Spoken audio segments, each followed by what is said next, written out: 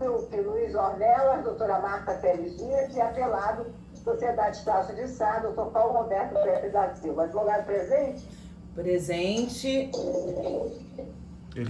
Qual é o número, por favor? É o 15º. A senhora é pelo apelante, né? Sim, estou pelo apelante. Conseguem me ver? Não, estamos ouvindo só. Espera aí.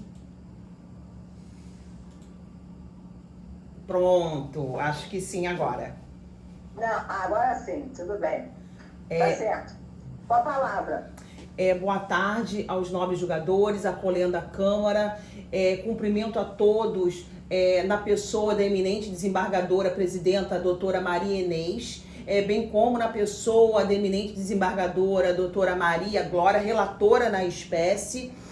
Estendo meus cumprimentos aos serventuários e advogados, se presente. Nobres julgadores, a ação na origem, ela versa sobre um ato de exclusão de um aluno do corpo de discentes de uma universidade. Na origem foi proferida uma sentença de improcedência em relação ao pedido autoral, que seria a nulidade deste ato, desculpa, é porque tá havendo uma interferência? Considerando a... Oi? É o 15 da pauta. É o 15. Desculpa, posso voltar? Então, como tá... Pode voltar, sim. Desculpa, excelência. Como estava dizendo, o processo na origem, ele versa sobre um pedido de nulidade de um ato de exclusão de um aluno do corpo de discente. E nesta sentença de improcedência, verificamos que o juízo acuó, ele julgou além do que fora declinado na exordial. Ou seja, ele julgou além do que fora o objeto da causa de pedir e pedido. Ele julgou o ato em si praticado pelo aluno e não as formalidades que deveriam se ater na instauração do procedimento administrativo, quais sejam o devido processo legal, a ampla defesa e o contraditório.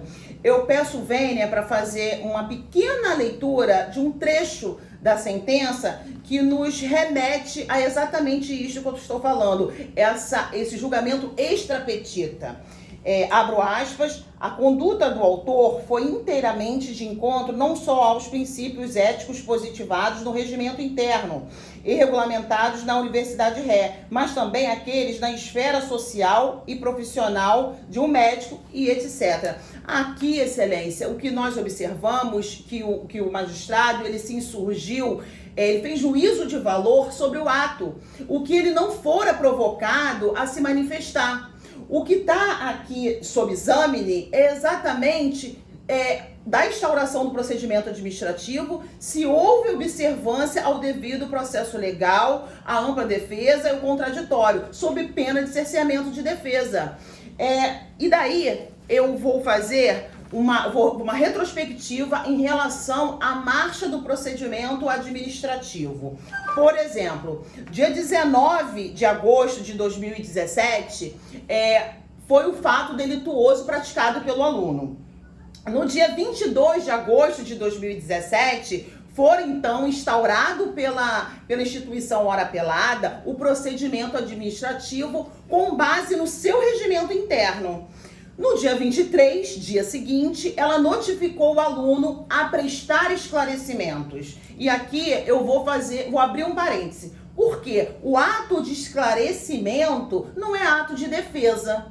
O ato de alguém ser convidado a prestar um esclarecimento sobre determinado fato não pode ser considerado um ato praticado de defesa. Eu faço aqui uma analogia, por exemplo, se alguém é convidado a prestar um esclarecimento na delegacia, ali seria um ato de defesa Óbvio que não. O que nós nos insurgimos é exatamente isso, que depois que o aluno ele prestou esse esclarecimento e ele ratificou por meio escrito, conforme o regimento interno, ele deu continuidade à sua vida acadêmica, ele deu continuidade a todas as suas atividades de ensino, de assistindo todas as suas disciplinas, todas as aulas, pagando mensalmente esta universidade e sendo convidado, inclusive, a renovar sua matrícula. Tanto que o seu nome saiu na lista de prováveis formandos.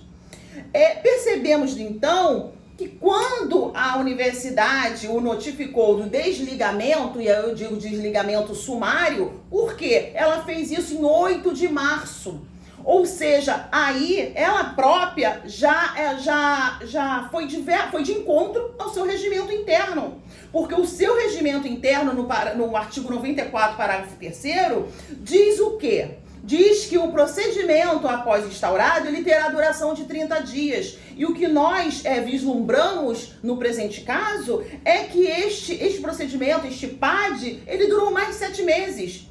Para que vossas excelências podem observar melhor, quando do parecer, o parecer da comissão que decidiu por excluir este aluno, ele foi datado com o dia 2/10/2017.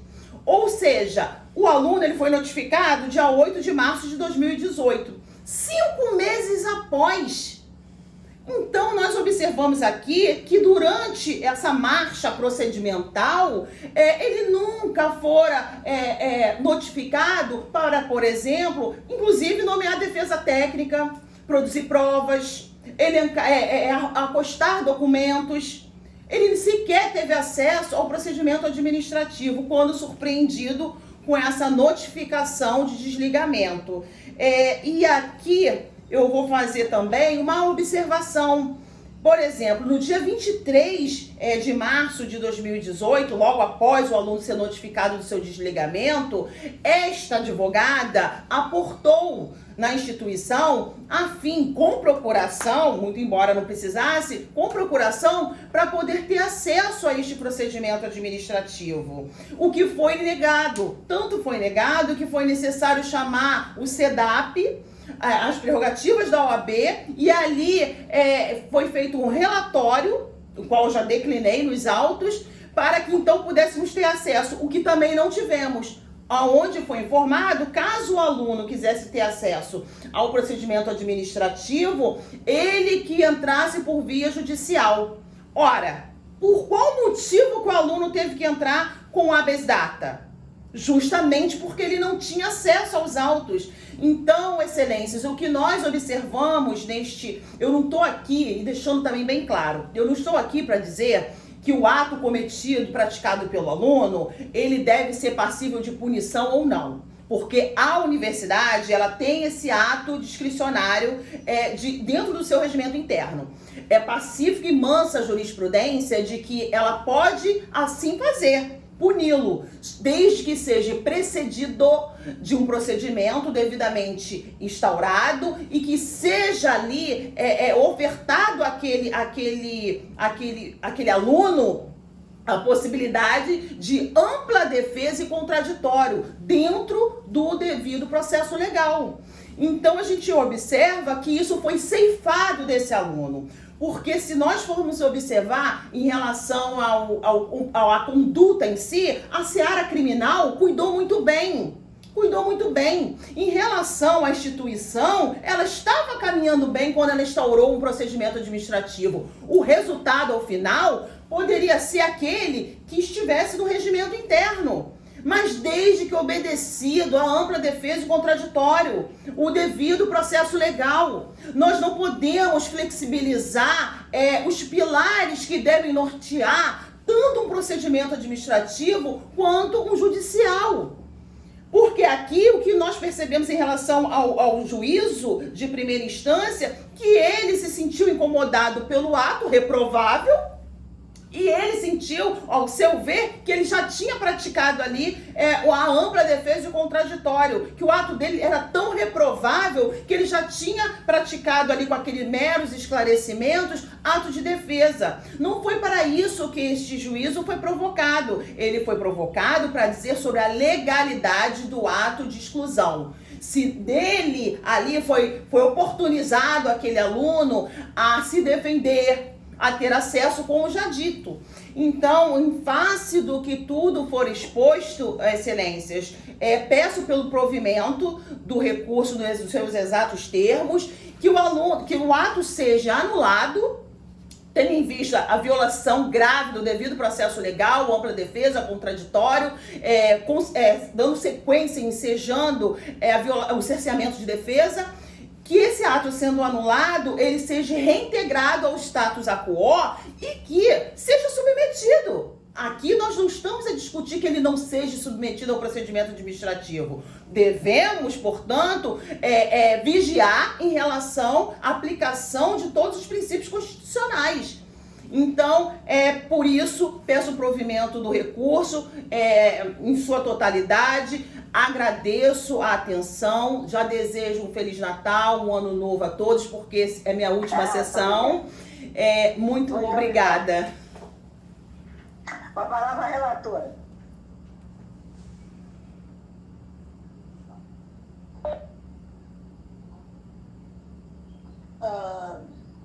Compulsão cinge-se a controvérsia recursal em averiguar a regularidade do processo que culminou na aplicação da penalidade de expulsão do apelante, bem como a existência de danos morais, materiais e morais em razão do mesmo.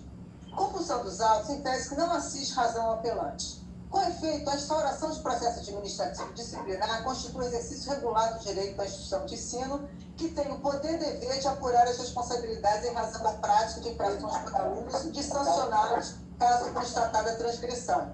De ressaltar ainda que as instituições de ensino possuem autonomia didática, científica e administrativa garantida pela Constituição Federal em seu artigo 207. Assim, a autonomia administrativa da universidade deve prevalecer, desde que respeitado o princípio do devido processo legal em suas vertentes do contraditório e ampla defesa. Não há dúvidas de que, ao contratar a prestação de serviços educacionais com a instituição do ensino superior, o aluno anuiu com seu regimento interno, bem como todo o plexo normativo disciplinar por ela instituído, submetendo-se às sanções previstas. No caso dos autos, o artigo 117 do regimento interno da Universidade Ré prevê a aplicação de penalidades aos alunos, inclusive de julgamento do corpo discente, sendo certo ainda que o parágrafo 1º do artigo 111 e a linha C do inciso 5º do artigo 121 reputam como infração grave e passível de expulsão a prática de qualquer ato tipificado como contravenção penal ou crime de atos desonestos sujeitos à ação penal. O autor relata em sua exordial que tentou realizar a prova de ingresso ao seu corpo discente da demanda, fazendo-se passar pelo candidato Lucas Vinícius Dias da Silva, mediante a apresentação de documento de identidade falsa, sob a promessa de pagamento de R$ 10.000 pelo genitor do concorrente. Aduz o apelante que, no dia do vestibular, foi interpelado por membros da fiscalização do certame que comunicaram à polícia a ocorrência, o que ensejou sua prisão em flagrante com a abertura do processo criminal, número tal, em razão da prática do crime de estelionato. Assim, não há dúvidas que a conduta do denunciado se amolda ao disposto do parágrafo 1º do artigo 111, da linha C, inciso 5º do artigo 121, sendo possível, portanto, a aplicação da sanção de desligamento do corpo discente.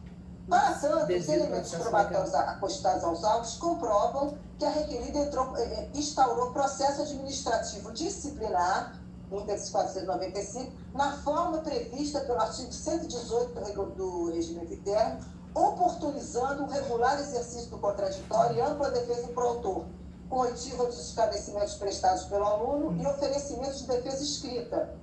Frise-se que, em ambas as oportunidades, o reclamante confirma ter praticado a conduta que se subsume ao crime de estelionato.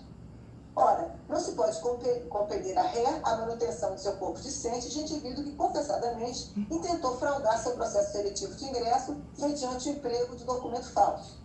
Não colhe o argumento do recorrente de que a concessão do benefício de suspensão condicional do processo criminal implica na ausência de comprovação da prática de crime na esfera penal, o que afastaria a possibilidade da aplicação de sanção ao aluno sob pena de violação do princípio da presunção de inocência.